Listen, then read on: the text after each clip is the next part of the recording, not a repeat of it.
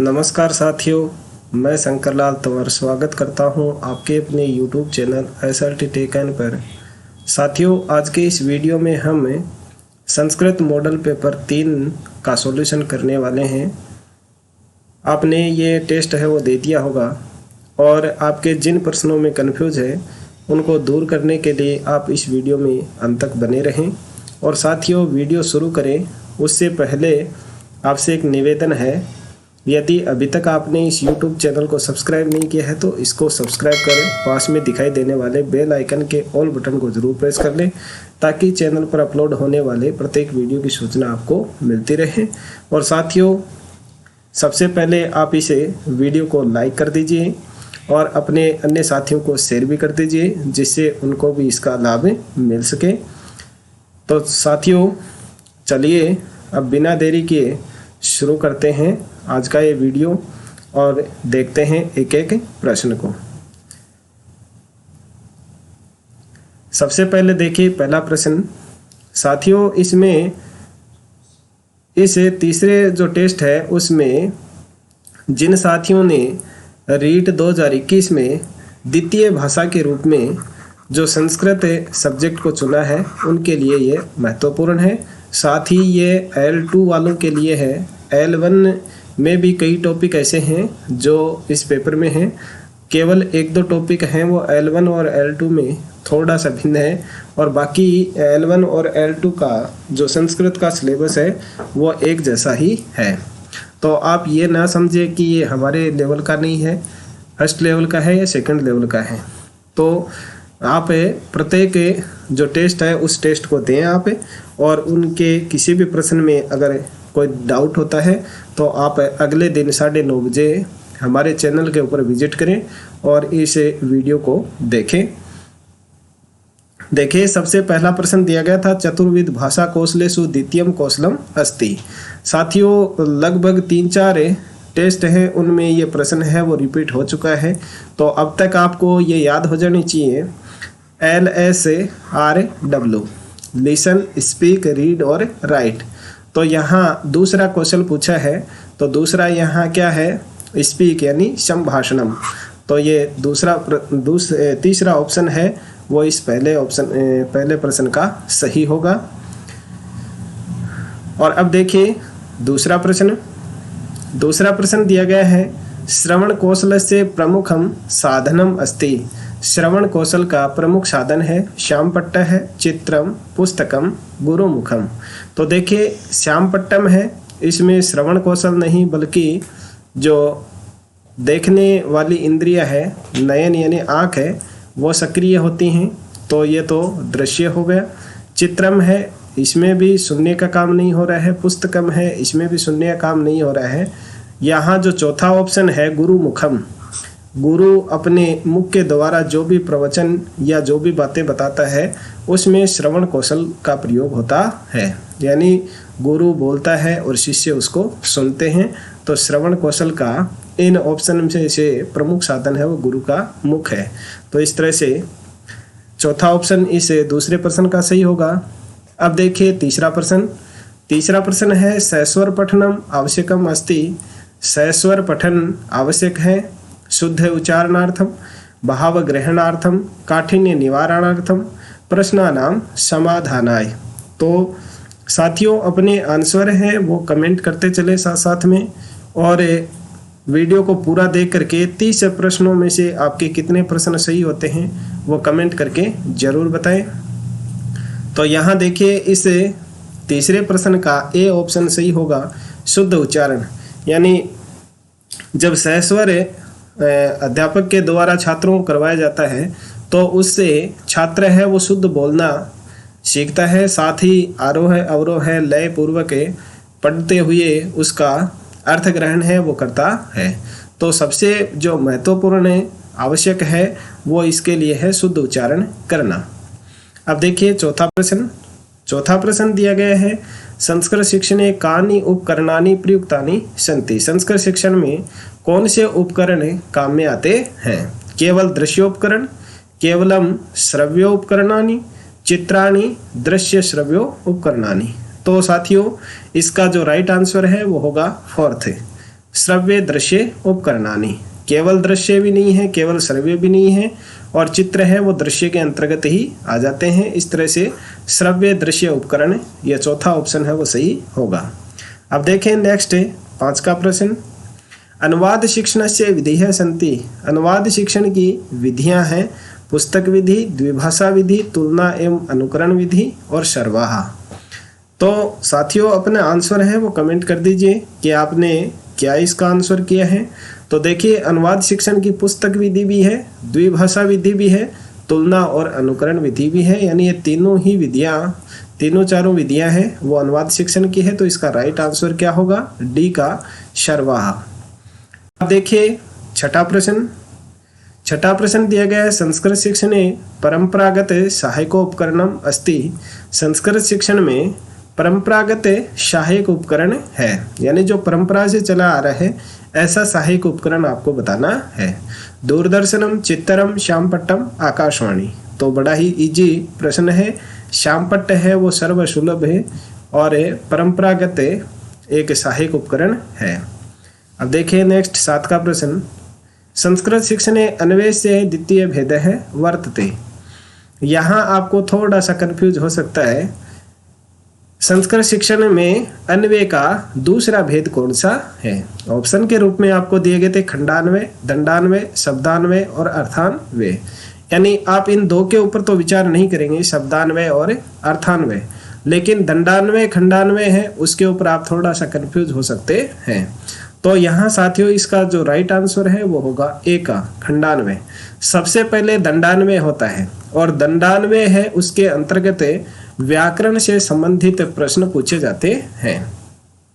और व्याकरण से संबंधित प्रश्न पूछे जाने के बाद में जो साहित्य है उस साहित्य से संबंधित जो प्रश्न पूछे जाते हैं वो होते हैं खंडान्वय के अंतर्गत।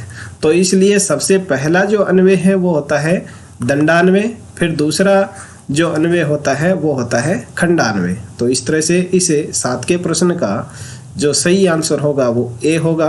अब देखिए 8 का प्रश्न। 8 का प्रश्न बड़ा ही इजी था, ये माहेश्वरी सूत्रों से आपके लिए गए हैं।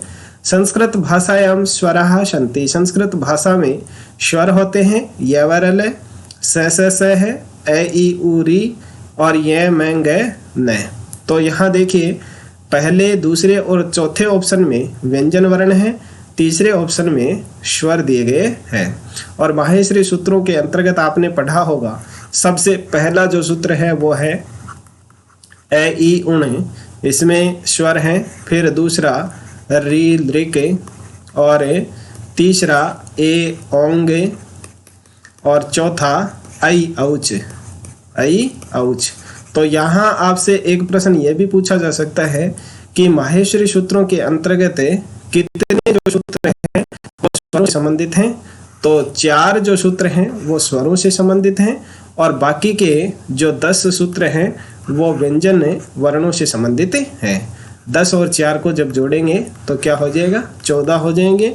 तो यहाँ देखिए स्वरों से संबंधित कितने सूत्र हैं? 4। व्यंजनों से संबंधित कितने सूत्र हैं? 10। और टोटल माहेश्वरी सूत्र कितने हैं? 14। तो इस तरह से यहाँ आपके 3 एक्स्ट्रा प्रश्न हैं वो भी तैयार हो जाते हैं। अब देखिए 9 का प्रश्न।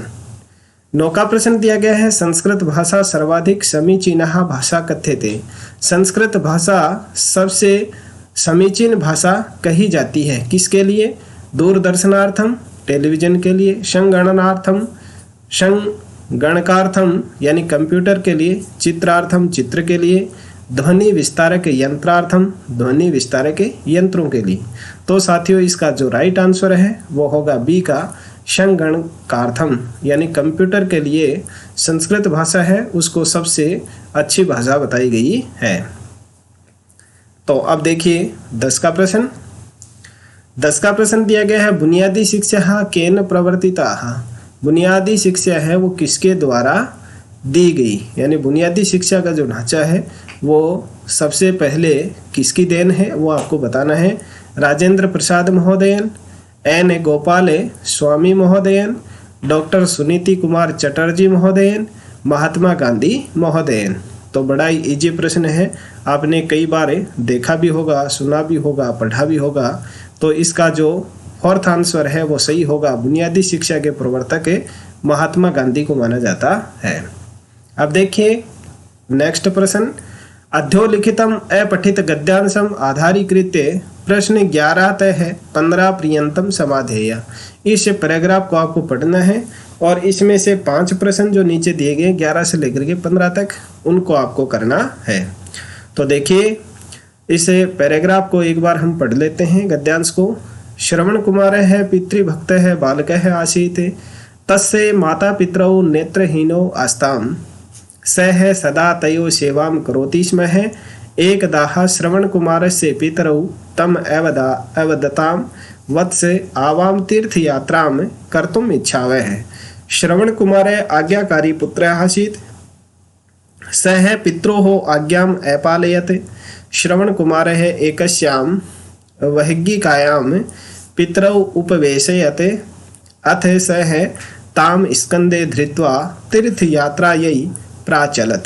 यानी यहाँ श्रवण कुमार है वो एक बड़ा ही अपने माता पिता का आज्ञाकारी पुत्र था। माता पिता ने जब उनको तीर्थ यात्रा करवाने का प्रस्ताव रखा तो श्रवण कुमार है वो उनको तीर्थ यात्रा कराने के लिए तैयार हो जाता है और उनको तीर्थ यात्रा कराने के लिए एक जो बहगी कायाम यानी जो कावड़ होती है उस कावड़ में बैठा करके उनको तीर्थ यात्रा कराने के लिए अपने कंधे के ऊपर उस कावड़ को धर करके तीर्थ यात्रा के लिए चल देता है। ये इसका साधारण सा अर्थ है।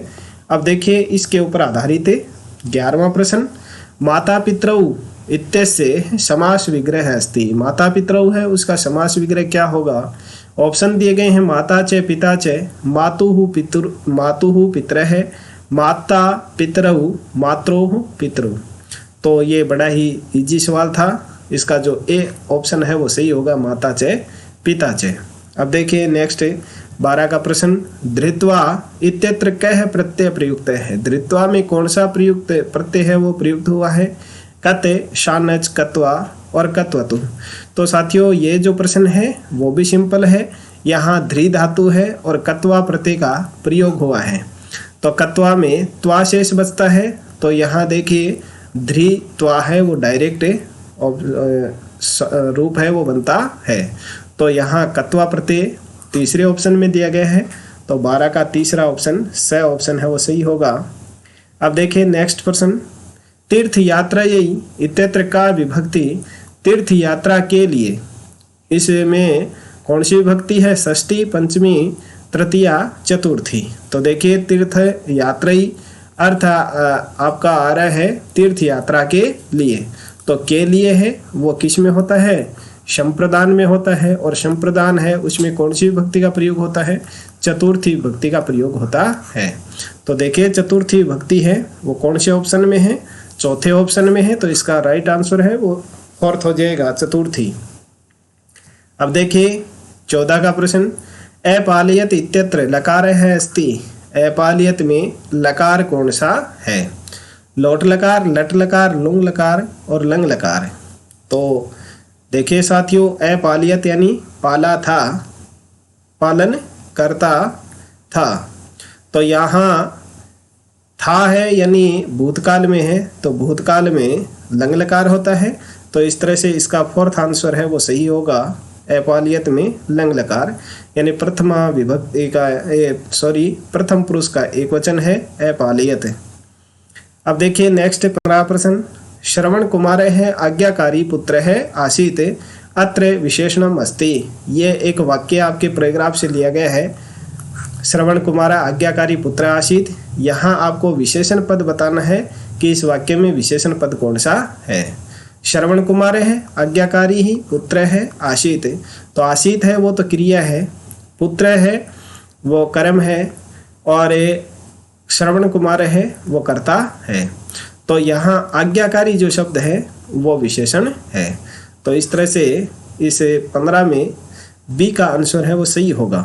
अब देखिए नेक्स्ट, अधोलिखितम अपठित गद्यांशम आधारीकृते प्रश्न 16 तः 20 पर्यंतम समाधेय। अब देखिए साथियों जो रीट लेवल फर्स्ट है उसमें जो द्वितीय भाषा है उसमें एक तो गद्यांश आएगा और दूसरा पद्यांश आएगा। लेकिन जो रीट लेवल 2 है उसमें जो द्वितीय भाषा का जो सिलेबस दिया गया है उसमें आपके 2 अपठित गद्यांश आएंगे, एक पहला गद्यांश और उसके बाद में दूसरा है, वो भी गद्यांश ही होगा, पद्यांश नहीं आएगा। तो देखिए इस गद्यांश को पढ़ते हम। भारतस्य उत्तरस्यां दिशि हिमालयो नाम नगाधिराज वर्तते है, स है हिममंडितै दुर्गमैश्च निज शिखरै प्रहरीव भारतस्य रक्षां करोति। यानी यहाँ इस पैराग्राफ है उसमें हिमालय पर्वत है उसका वर्णन किया गया है। दक्षिण दिशायां च हिंद महासागर है, भारत मातुः चरण है प्रक्षालनम करोति।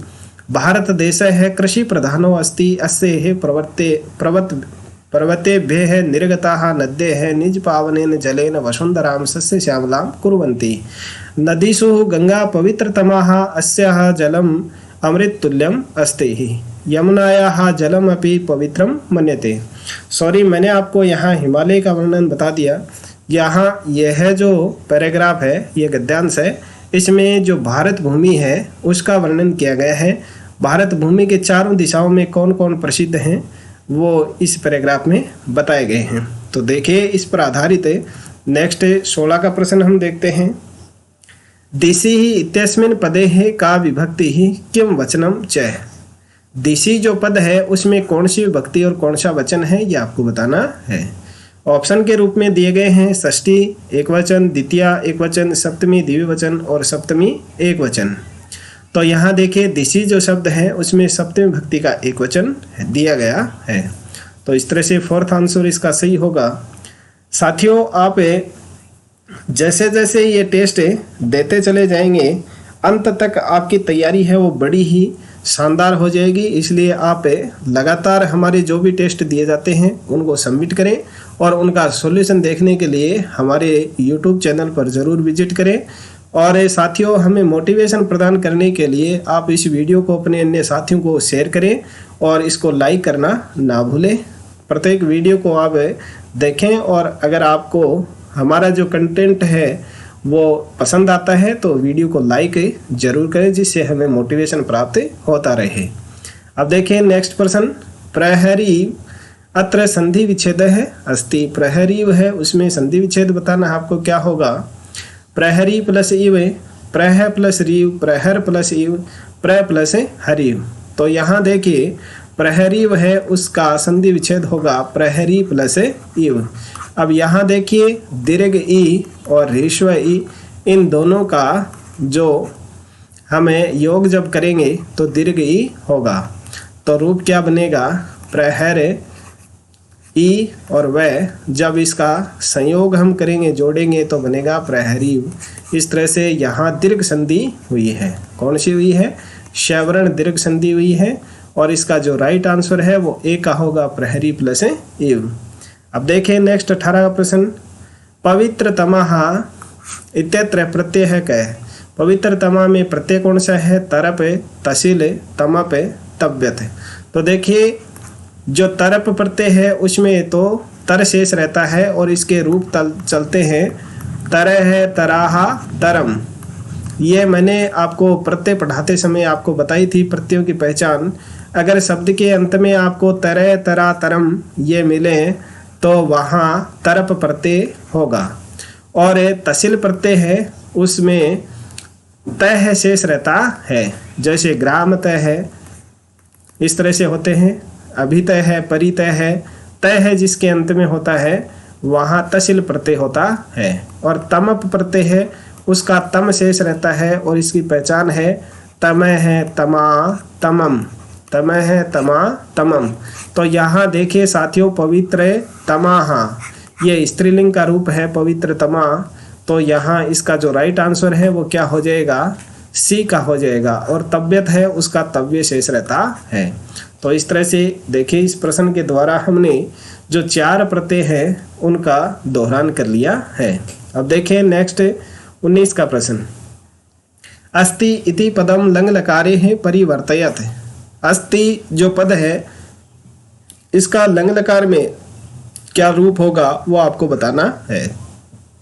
तो देखिए अस्ति है वो लट लकार का प्रथम पुरुष का एक वचन है। तो अब हमें लंग लकार है उसका भी प्रथम पुरुष का एक वचन बताना है। तो लंग लकार में प्रथम पुरुष का एक वचन इसका होगा आसीत, और आसीत यहाँ दूसरे ऑप्शन के में दिया गया है। तो इस तरह से 19 का जो प्रश्न है उसमें बी ऑप्शन सही होगा, आसीत। अब देखिए नेक्स्ट 20 का प्रश्न, निर्गताः इत्यत्र क है उपसर्ग है। यहाँ उपसर्ग आपको बताना है। तो देखिए निर्गता है उसमें निर उपसर्ग पूर्वक गम धातु है और तम प्रत्यय लगने से गताः शब्द बना है। तो यहाँ क्या बनेगा, कौन सा उपसर्ग है, निर उपसर्ग है, और निर उपसर्ग चौथे ऑप्शन में दिया गया है। तो ये है चौथा ऑप्शन इसका सही होगा 20 के का। अब देखिए 21 का प्रश्न, अध्योलिखित वाक्य से वाच्य परिवर्तनम कुरुते है, और वाक्य दिया गया है अहम ग्रामम गच्छामि। तो यहाँ देखिए ये कर्म वाच्य का वाक्य है, सॉरी कर्तृवाच्य का। कौन से वाच्य का है, कर्तृवाच्य का। तो कर्तृवाच्य में क्या होता है, कर्ता प्रधान होता है, और कर्ता यहाँ इसमें क्या दिया गया है, अहम दिया गया है, और जो क्रियापद होता है वो होता है इस कर्ता के अनुसार, और जो कर्म होता है उसे कर्म में होती है द्वितीय विभक्ति। और जब इसको हम कर्म वाच्य में परिवर्तित करेंगे तो क्या करेंगे, जो कर्ता है उसमें तृतीय विभक्ति का प्रयोग कर देंगे। तो यहाँ देखिए अहम है, तो ये अस्मत् शब्द का एक प्रथमा विभक्ति का एक वचन है, तो तृतीय विभक्ति एक वचन में बनेगा मया, और फिर कर्म वाच्य में कर्म प्रधान होता है, इसलिए कर्म में क्या कर देंगे, हमें प्रथमा विभक्ति का प्रयोग करेंगे। तो इसका रूप क्या बनेगा, ग्रामम, यानी ग्रामम है उसका प्रथमा और द्वितीय में एक ही रूप बनता है, तो मया ग्रामम। और अब जो क्रिया है वो इस कर्म के अनुसार होगी। जो कर्तृवाच्य होता है उसमें क्रिया कर्ता के अनुसार होती है, और कर्म वाच्य है उसमें क्रिया कर्म के अनुसार होती है। तो यहाँ देखिए ग्रामम एक है, तो यहाँ जो गच्छामि है उसका आत्मनेपदी में प्रथम पुरुष का एक वचन बनेगा गम्यते। क्या बनेगा, गम्यते। तो इस तरह से इसका रूप क्या बनेगा, कर्मवाच्य में मया ग्रामम गम्यते, और मया ग्रामम गम्यते। गम्यते देखिए इन दो ऑप्शंस में ही है, तो ये पहला और चौथा ऑप्शन तो वैसे ही कट हो गया, और यहाँ इसमें ग्राम में सप्तमी भक्ति दे दिया, तो प्रथमा भक्ति इसमें दी गई है दूसरे ऑप्शन में। तो ये 21 में दूसरा ऑप्शन इसका सही होगा। अब देखिए 22 का, वाक्यम इदम संशोधयते, वाक्य को संशोधित करना है। वाक्य दिया गया है बालाहा दुग्धम पीबामी। तो यहाँ देखिए बाला है वो प्रथमा का बहुवचन है, क्या है, प्रथमा का बहुवचन है, दुग्धम कर्म है, और पीबामी क्या है, उत्तम पुरुष का एक वचन है।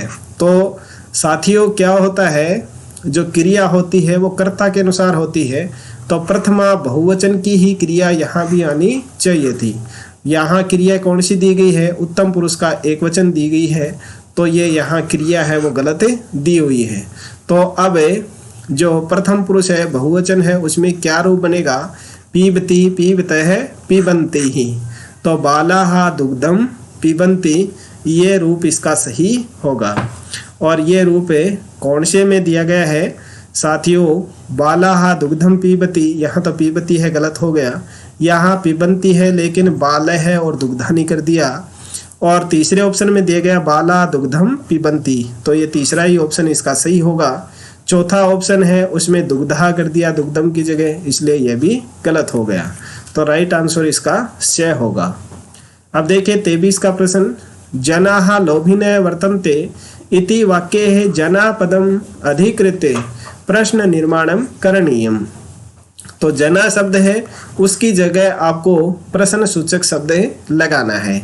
तो देखिए जना है वो बहुवचन का है, प्रथमा बहुवचन का रूप है, तो यानी यहाँ भी आपको क्या करना है, प्रथमा बहुवचन शब्द का ही प्रयोग करना है। तो यहाँ देखिए के किम कस्मिन क है, तो क है वो एक वचन है, किम है वो भी एक वचन है, कस्मिन है वो एक वचन है, लेकिन जो के है वो बहुवचन रूप है। तो यानी यहाँ जनाह की जगह क्या आ जाएगा, के लोभिनः वर्तन्ते, तो आंसर के रूप में क्या हो जाएगा जनाः। क है कऊ के, पुल्लिंग के अंतर्गत रूप क्या चलते हैं किम शब्द के, क है कऊ के, किम कऊ कान, किम कऊ कान।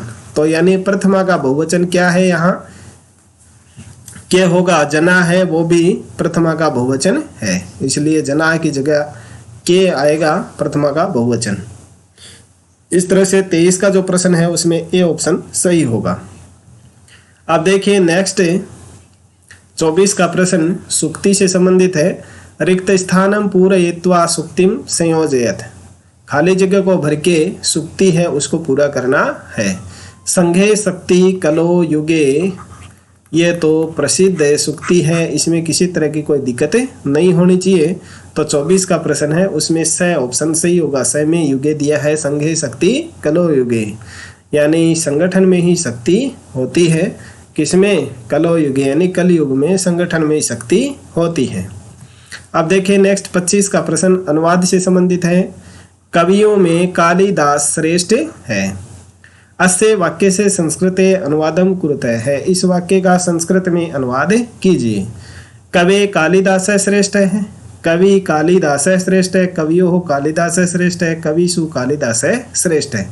तो यहाँ देखिए बहुत सौ में से अगर किसी एक को श्रेष्ठ बताया जाए तो उसमें षष्ठी और सप्तमी विभक्ति का प्रयोग किया जाता है।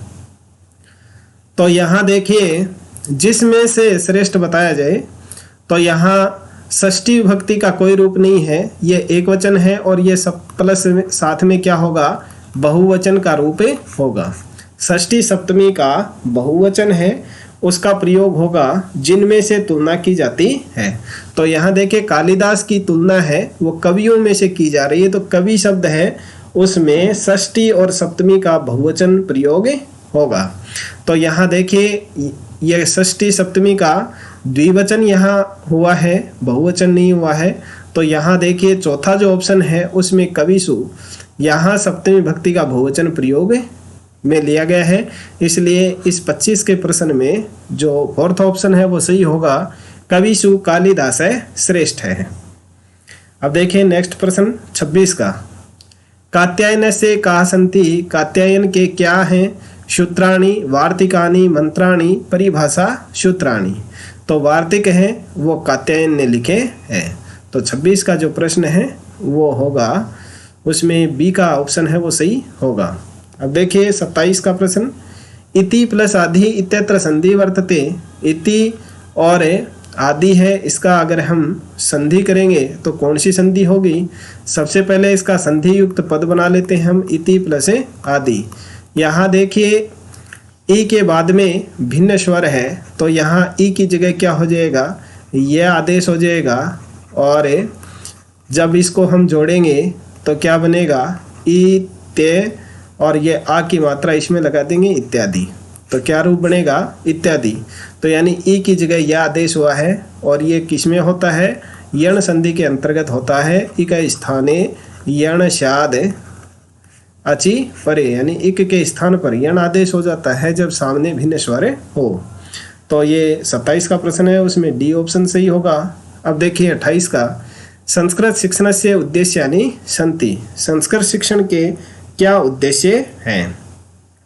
सबसे पहला ऑप्शन दिया गया है इसमें, भारतीय संस्कृते है ज्ञानम, शुद्धोच्चारणम, स्मरण शक्ति वर्धनम, सर्वाणी। तो यहाँ देखिए इस के ये जो तीनों ही उद्देश्य हैं वो होते हैं, तो इसका राइट आंसर है वो हो जाएगा सर्वाणी, यानी भारतीय संस्कृति का ज्ञान भी संस्कृत शिक्षण के माध्यम से होता है। इसमें भारतीय संस्कृति यानी ये संस्कृत भाषा है वो प्राचीनतम भाषा है, इसलिए हमारी जो संस्कृति है उसमें पुराने समय में ही जितने भी आम लोगों की भाषा थी वो संस्कृत भाषा थी, और जितने भी साहित्य हैं वो संस्कृत भाषा में ही लिखे गए हैं। तो इससे हमें संस्कृति का ज्ञान भी होता है, साथ ही जो संस्कृत है उससे शुद्ध उच्चारण का ज्ञान भी हमें होता है, और हमारी जो स्मरण शक्ति है वो भी संस्कृत शिक्षण से बढ़ती है। तो इस तरह से इस प्रश्न का डी ऑप्शन सही होगा, सर्वाणी। अब देखिए 29, संस्कृत शिक्षण से प्राचीन पद्धति ही वर्तते संस्कृत शिक्षण की प्राचीन पद्धति है। प्राचीन पद्धति क्या है? भंडारकर पद्धति, पाठशाला पद्धति, पाठ्य पुस्तक पद्धति और संभाषण पद्धति। तो यहाँ प्राचीन समय की बात की गई है, तो साथियों इसका जो राइट आंसर है वो होगा ब का पाठशाला पद्धति। यानी पुराने समय में क्या करते थे, शिष्य गुरुकुल में पढ़ने के लिए जाते थे और गुरु उनको मौखिक रूप से साहित्य है, संस्कृत है, उसका ज्ञान कराता था, उनको रटवाता था। उस समय जो पुस्तक है वो छपा नहीं करती थी, कागज़ का विकास उस समय नहीं हुआ था। तो ये भंडारकर पद्धति, संभाषण पद्धति और पाठ्य पुस्तक पद्धति है वो बाद में विकसित हुई हैं। सबसे पहला जो प्राचीन पद्धति थी वो पाठशाला पद्धति थी, जिसमें गुरु अपने शिष्यों को उपदेश देते थे और गुरु उनको याद करते शिष्य उन्हें अपने गुरु के जो बताए गए प्रवचन थे, जो भी बातें थी, उनको रट करके याद करते थे। तो इस तरह से प्राचीन पद्धति पाठशाला पद्धति थी। अब देखिए इस पेपर का अंतिम प्रश्न, मौखिक परीक्षायाः प्रकाराणि सन्ति। मौखिक परीक्षा के कितने प्रकार हैं वो आपको बताने हैं। तो यहाँ देखिए ऑप्शन के रूप में आपको दिए गए हैं शलाका परीक्षा, शास्त्रार्थ, आशुभाषणम और शर्वाणी। तो यहाँ साथियों देखिए इसका जो राइट आंसर है वो क्या होगा, शर्वाणी। यानी ये सभी भाषाएं हैं वो मौखिक भाषा के प्रकार हैं। तो साथियों आपके सभी प्रश्नों के आंसर हैं वो आपको प्राप्त हो गए होंगे। तो अब फटाफट से अपना जो स्कोर है वो कमेंट करके बता दीजिए कि 30 में से आपके कितने प्रश्न सही हुए हैं।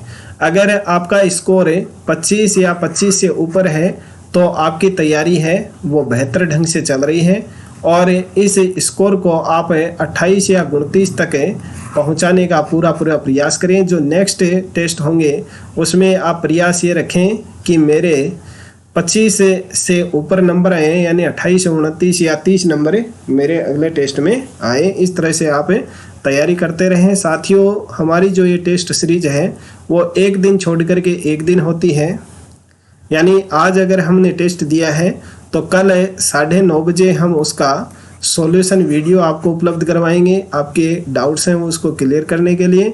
फिर अगले दिन आपको फिर से टेस्ट दिया जाएगा और नेक्स्ट अगले दिन 9:30 बजे उसका सॉल्यूशन वीडियो आपको दिया जाएगा। साथियों यदि वीडियो आपको पसंद आया है तो इसको लाइक कर दीजिए और साथ ही जो अभी तक आपने इस YouTube चैनल को सब्सक्राइब नहीं किया है तो चैनल को सब्सक्राइब भी कर लीजिए और साथ में ही बेल आइकन को भी प्रेस कर लीजिए। तो साथियों मिलते हैं नेक्स्ट वीडियो में अगले पेपर को हल करने के लिए। तब तक SRT tech and YouTube channel पर इसी तरह से बने रहें और देखते रहें, सीखते रहें। इस वीडियो को देखने के लिए आप सभी का धन्यवाद।